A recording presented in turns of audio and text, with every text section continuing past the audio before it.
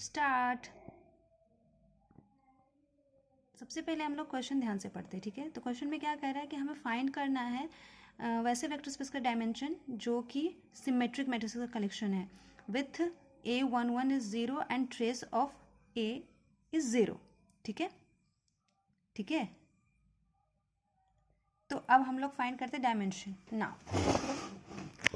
तो यहाँ पर हमें क्या करना है, we find dimension of the vector space of all symmetry matrix A n where n is greater than equals to with real entries and A11 is equals to 0 and trace of A is equals to 0.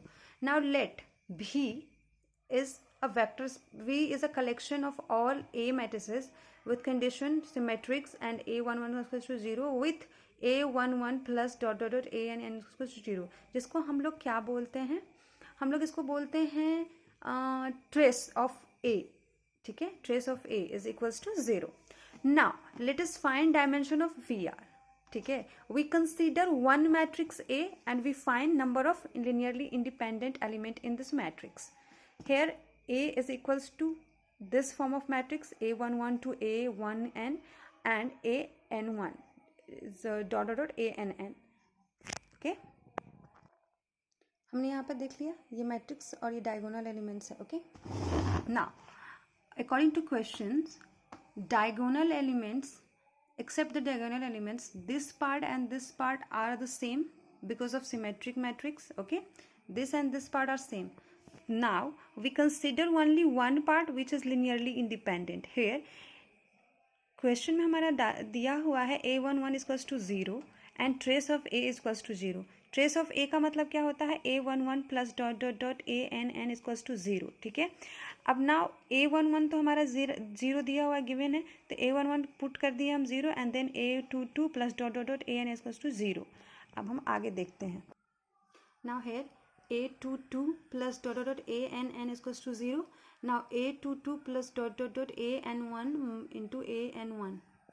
Sorry. AN minus 1 AN minus 1 is equals to लिख सकते हैं minus ANN. We can write this.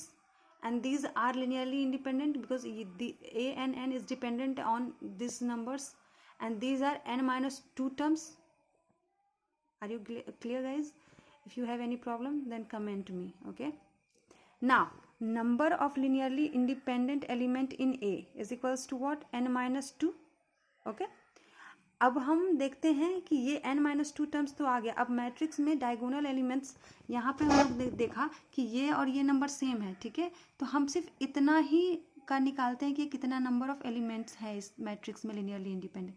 ये हमारा n minus 2 आया condition के साथ। अब हम देख रहे हैं कि ये 1 टर्म है, ये 2 टर्म्स है। ऐसे ही जब हम आगे बढ़ते रहेंगे डायगोनल के नीचे तक कितना आ जाएगा, n minus 1 टर्म्स, ठीक है। n minus 1 टर्म्स, ये सारे क्या है, टर्म्स है। एक टर्म 1 टर्म है, 2 टर्म है, dot dot n minus 1 terms तक है। ये ऐसा नहीं है कि सिर्फ एक ही एलिमेंट है और ये 1 2 3 4, ऐसा नहीं है।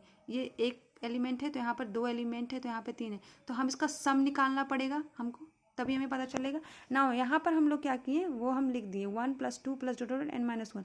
अब हम इसका सम निकाल रहे हैं, ठीक है।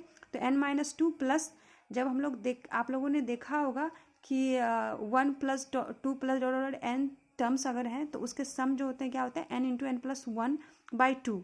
तब हम यहाँ पर n minus 1 टर्म्स है तो n की जगह पर n minus 1 डाले हैं और n minus 1 अब +1 करेंगे तो यह आ जाएगा। तो इस तरह से हमारा ये आ गया। अब हम जब इसको सॉल्व कर रहे हैं तो 2n - 4 + n² - 1 - n/2 / 2 आ गया, ओके।